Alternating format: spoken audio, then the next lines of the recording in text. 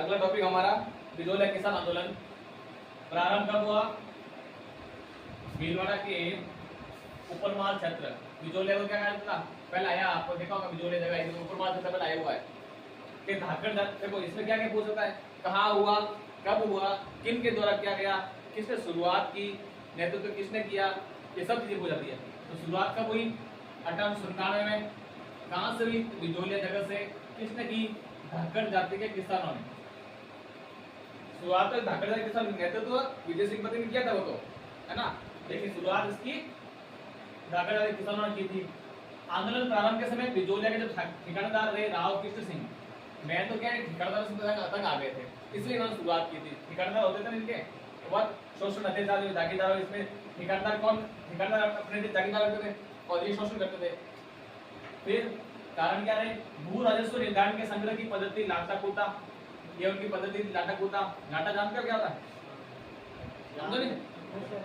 बस विभिन्न लाग बाग मतलब जो कर वगैरह होते थे उनके, जबरन ट्रैक पैगार, जबरदस्ती मजदूरी करवाना और जगीरदारों के अत्याचार और शोषण, इन सब कारणों से किसान धाकड़ जाति किसानों को बिजोलिया आंदोलन करना पड़ा था। चरण इसके 3 चरणों में हुआ था ये। पहला चरण चला था 97 शुरू हुई, 15 तक चला था, फिर 15 से 16 से 22 तक चला और 30 चरण 23 से 41 तक और 19 से 41 को लास्ट विजय किसान आंदोलन समाप्त हो जाता है। और कुछ किसानों की शर्तें मान करके 41 में इसको समाप्त कर देते हैं। 41 के समय में माणिकलाल वर्मा इसके नेतृत्वकर्ता होते हैं। चलिए आगे।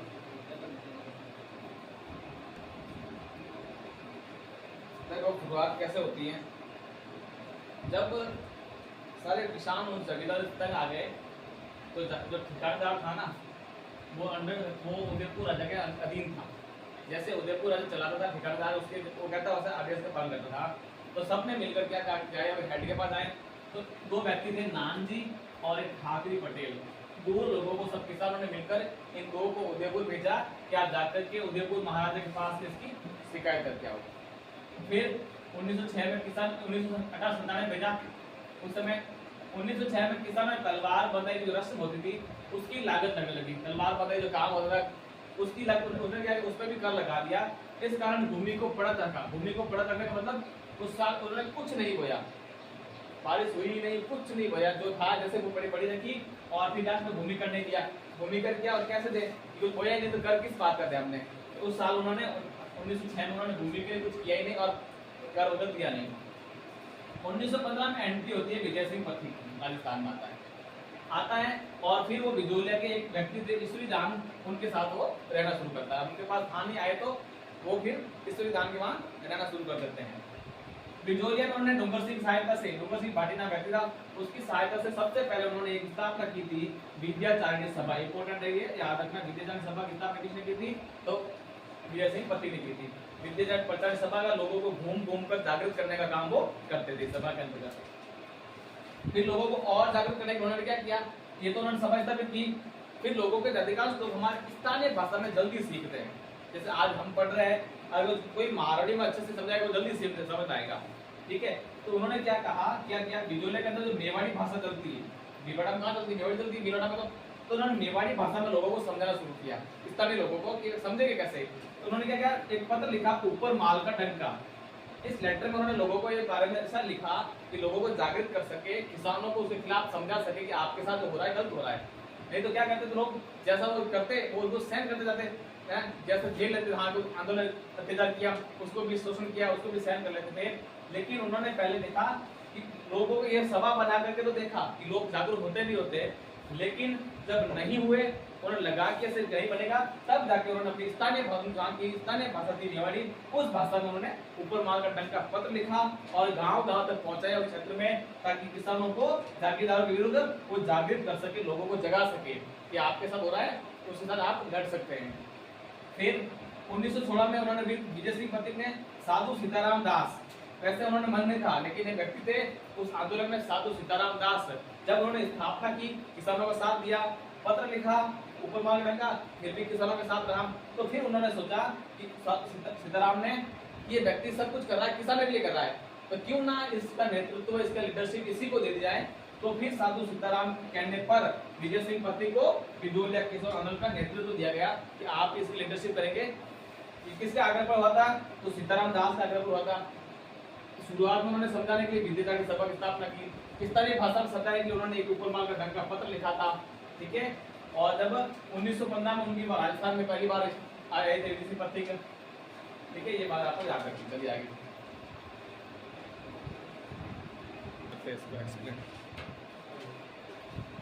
आगे विजय सिंह पथिक ने 1917 में रेगिस्तान गांव में एक किसानों विचार विमर्श कर उपरमाल पंच बोर्ड यानी कि किसानों का एक पंचायती स्थापना संघ बनाया है ना, जिसका अध्यक्ष बनाया था श्री मन्नाजी पटेल को।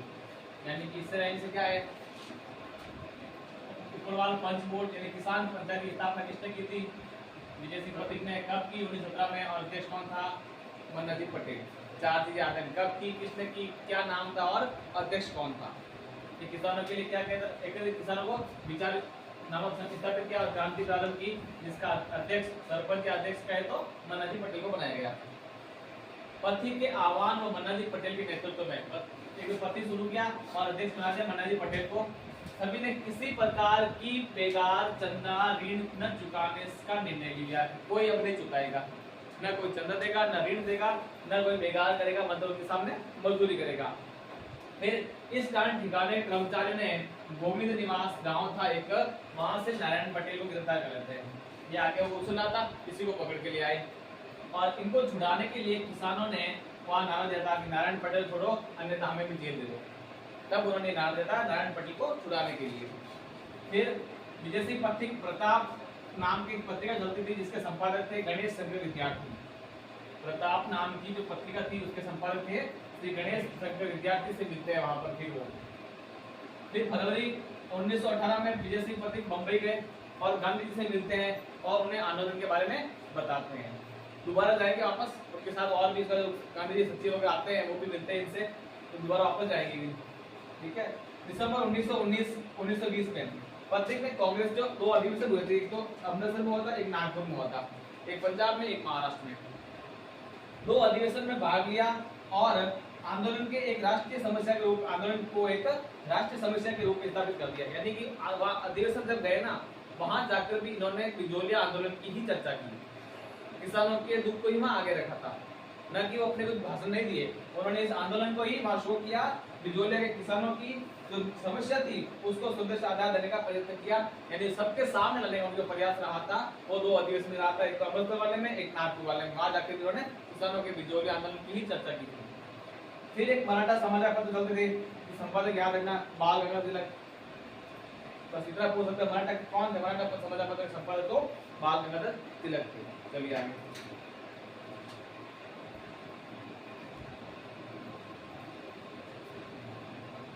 अप्रैल 1919 किसानों की मांगों हेतु अत्यधिक जांच न्यायमूर्ति बिंदुलाल भट्टाचार्य आयोग की स्थापना की गई थी 1919 में। अप्रैल 1919 में की गई थी। किसानों की मांगों को देखने के लिए कि लीगल है या नहीं है, इस पर विचार विमर्श करने के लिए एक गठन बनाया गया था, आयोग बनाया गया, कमीशन बनाया गया, जिसका नाम था न्यायमूर्ति बिंदुलाल भट्टाचार्य जांच आयोग बनाया गया था।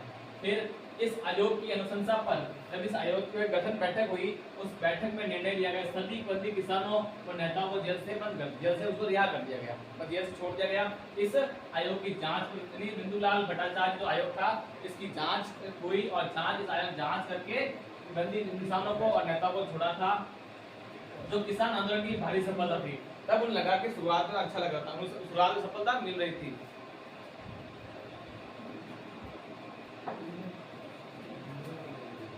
इस आंदोलन के संबंध में पंडित मदन मोहन मालवीय ने भी उदयपुर महाराणा से मिलते हैं। मदन मोहन मालवीय को एक नाम मात्र इसमें ज्यादा कोई योगदान होता नहीं है, लेकिन संबंध में किसानों के साथ आते हैं और उदयपुर के महाराणा जो फतेह सिंह नाम था उनका, उनके साथ वो मुलाकात करते हैं।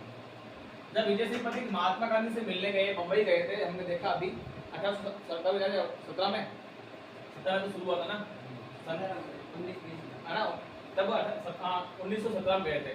तब उन्होंने सचिव महादेव देसाई उनके साथ गांधी जी ने भेजा, तो जाकर के रिपोर्ट भेजा इसकी कंडीशन क्या है। तो गांधी जी ने सचिव महादेव देसाई को इसके साथ वो भेजते हैं। महादेव देसाई की रिपोर्ट पर महात्मा गांधी ने विजय सिंह पथिक को वचन दिया कि यदि मेवाड़ सरकार ने बिजोलिया किसानों के साथ न्याय नहीं किया तो स्वयं बिजोलिया सत्याग्रह का संचालन करेंगे, कि अगर आपके साथ न्याय नहीं होता है तो मैं स्वयं आऊंगा बिजोलिया आंदोलन में और वहाँ पर आंदोलन चलाया जाएगा।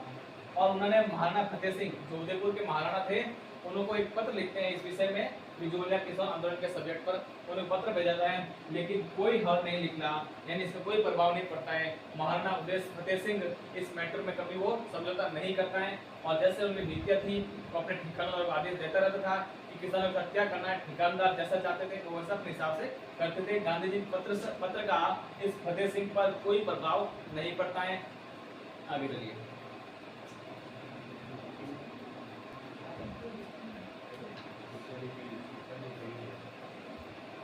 वर्ष 1920 में महाराणा फतेह सिंह को एक अन्य जांच आयोग नियुक्त किया। महाराणा फतेह सिंह का जांच आयोग बनाते हैं। इस कमीशन में, कमीशन का मतलब आयोग, इंग्लिश में कमीशन कहते हैं, हिंदी में आयोग कहते हैं। इस कमीशन में बिजोलिया पंचायत की ओर से माणिकलाल वर्मा नेतृत्व करते हैं, यानी कि जो आयोग, जो कमीशन बनाया गया था फतेह सिंह के द्वारा, उसमें बिजोलिया की ओर से माणिकलाल वर्मा ने नेतृत्व किया था। इस कमीशन में पूर्व कमीशन का लागुओं व बेकारों का समाप्त करना था। कोई भी समझौता हुआ, नया कमीशन बनाया, उसमें माणिकलाल वर्मा जाता है बिजोलिया की ओर से, और आयोग में लागुओं, कर को, बेकार, मजदूरी को समाप्त करना पड़ता। मालगुजारी, माल के आयात निर्यात पर कर वो निश्चित करने में लाख कूटा समाप्त करने के लिए निर्णय लिए गए थे। फिर एजीजी रॉबर्ट हॉलैंड 4 फरवरी 1922 को आते हैं बिजोलिया आए, और उन्हीं के प्रयास से, उस हॉलैंड के प्रयास से ही 11 जून 1922 को किसानों और ठिकानों के मध्य समझौता हुआ। वहाँ के ठिकाने आए, फिर बिजोलिया के लोग आए और अधिकांश कर व लाभ को समाप्त कर दिया गया तथा मुक्त गिरफ्तार लोगों को छोड़ दिया गया और वहाँ किसानों की एक जीत हो गई। जब अंग्रेज आकर कहते ना, वो निर्णय मान लिया जाता था। अंग्रेजों ने जो निर्णय दिया है वो उनको नहीं मानना, क्योंकि अंग्रेजी अधीन ही काम कर रहे हैं। तब अंग्रेजों ने कह दिया कि इसको कर मुक्त कर दो, इसके लोगों को छोड़ दो। तब वहाँ लगा कि अब किसान आंदोलन था वो बिजोलिया वाला सफल हो गया था, लेकिन वो सफल ही हुआ था। क्यों? क्योंकि 1927 में पुनः लगान दर कर बढ़ाने का आंदोलन शुरू हो गया था। 1922 में तो सफलता मिल गई, समाप्त हो गया था आंदोलन, बंद कर दिया इन्होंने, क्योंकि कर वगैरह सब समाप्त हो गए थे। ठीक है, गिरफ्तार जो लोग थे वो भी बाहर निकल गए, अब कुछ रहा नहीं था, तो ये जीत के साथ ये पूरा हो गया था। लेकिन जब 1927 में ठिकानों द्वारा, ठिकाने के वहां के 1927 में पुनः लगान दर का बढ़ा दी और बिजोलिया आंदोलन पुनः प्रारंभ हो गया था। शुरुआत कब हुआ था? पहले शुरुआत कब हुआ था? 1857 से, और पुनः शुरुआत कब हुआ? 30 साल बाद 1927 से। जनवरी 27 में प्रतीक बिजोलिया किसान आंदोलन से अलग हो गई। बहुत अलग चीज, बहुत इंपॉर्टेंट चीज है। विजय सिंह प्रतीक ने बिजोलिया आंदोलन कब छोड़ा था?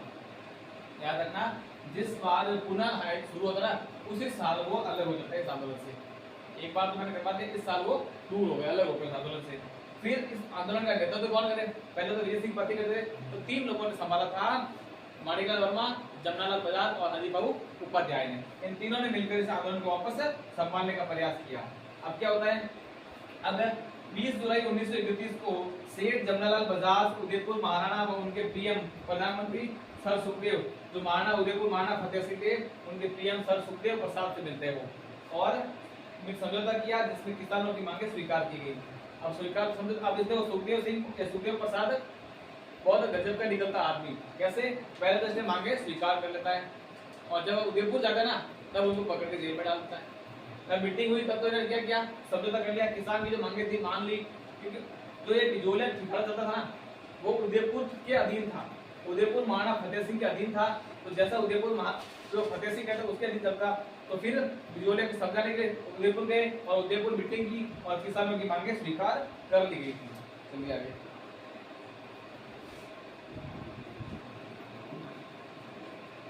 अभी हमने देखा वो बिजोलिया के आंदोलन में कि जो उदयपुर में उससे मिलते हैं, उदयपुर महाराणा के जो प्रधानमंत्री थे सर सुखदेव प्रसाद, वो उनको समझौता करते हैं और उनको मांगों को मान लेते हैं। लेकिन वो क्या करते हैं, जमीन वापसी के संबंध में सुनवाई नहीं होती उनकी। किसानों की लगान माफ कर दी है, लोगों को छोड़ दिया, लेकिन जमीन वापस देने के मामले में कोई कार्रवाई नहीं होती है। तब वहां पर एमएल वर्मा, माणिकलाल वर्मा किसानों का प्रतिनिधिमंडल लेकर सुखदेव के पास पहुंचते हैं, उदयपुर जाते हैं। जब देखा कि इन्होंने लगान महसूस माफ कर दी है, लोगों को छोड़ दिया, कर माफ कर दिया, लेकिन जमीन तो वापस दी नहीं, काम किसमें करेंगे, खेती किस बोएंगे, तो फिर उन्होंने जमीन वापस नहीं दी। उस मामले को लेकर जाते हैं, तब सर सुखदेव ने वहीं पर एमएल वर्मा को गिरफ्तार करवा लिया। जब गए जमीन वापसी की बात हुई तो नाराज होकर के उनको बस गिरफ्तार कर लेते हैं और कुंभलगढ़ की जेल में माणिकलाल वर्मा को 1.5 साल तक रखा जाता है। बेचारे गए थे, वापस आएंगे शाम को, 1.5 साल से घर वापसी होती है। तो मेवाड़ सरकार क्या करती है, 1.5 वर्ष बाद उनको रिहा करती है। कब? नवंबर 1933 को। और उन्हें साथ ही क्या करती है, मेवाड़ से निर्वासित कर देती है। निर्वासित, मेवाड़ की क्षेत्र में, मेवाड़ के एरिया में आप नहीं रहोगे। निर्वासित और निष्कासित का मतलब हटा, पद से हटा देना होता है। ये निर्वासित है, जहाँ आपका निवास है वहां से आपको बाहर कर देते हैं। मेवाड़ क्षेत्र में आप नहीं रहोगे। मेवाड़ जहाँ जहाँ मेवाड़ राजधानी है वहां आप नहीं रहोगे। हाँ, तो निर्वासित करने का मतलब है उस एरिया से, उस क्षेत्र से बाहर कर देना होता है। ठीक है, तो उनको क्या गया 1.5 साल बाद जब नवंबर 1933 को उन्होंने छोड़ा गया और कहा गया कि अब आप मेवाड़ में नहीं रहोगे। फिर अब आंदोलन का समापन था, समाप्त वो हुआ था 1941 में। ठीक है, मेवाड़ के पीएम सर टी विजय, अब यहाँ से तो 33 में हुआ था, लेकिन अब तो कौन बन गया था, सर टी विजय राघवाचार्य बन गया था। राजस्व मंत्री थे वहाँ के डॉक्टर मोहन सिंह मेहता। और फिर माणिकलाल वर्मा को बुला करके प्रयास जो हुआ था, उनमें प्रयास में क्या किया गया, किसानों की मांगों को मानकर जमीन भी वापस दिलवा दी गई। लेकिन माणिकलाल वर्मा बैठे नहीं चुपचाप, काम तो करना पड़ेगा। और लास्ट में किसानों को जमीन भी दिलवा देते हैं और माणिकलाल वर्मा की यहाँ पर एक बड़ी सफलता होती है, वो जीत जाते हैं ना आंदोलन में। ये तो था आंदोलन के लोगों का। इसमें एक आदमी था रामनारायण चौधरी, उसकी पत्नी ने महिलाओं को लेकर आई थी। वो आंदोलन महिलाओं को सम्मिलित किया गया ना, तो महिला का जो नेतृत्व क्या गया था वो अंजना देवी चौधरी ने किया था। आप विजुअल में हम आज तक पुरुषों में पढ़ता है, लेकिन महिलाओं की भूमिका रही थी, जिसमें मुख्य तौर पर भूमिका इन्होंने अंजना देवी चौधरी ने निभाई थी। और यह आंदोलन भारत का प्रथम व्यापक एवं शक्तिशाली किसान आंदोलन रहा था। इस प्रकार से आपका बिजोलिया किसान आंदोलन समाप्त होता है।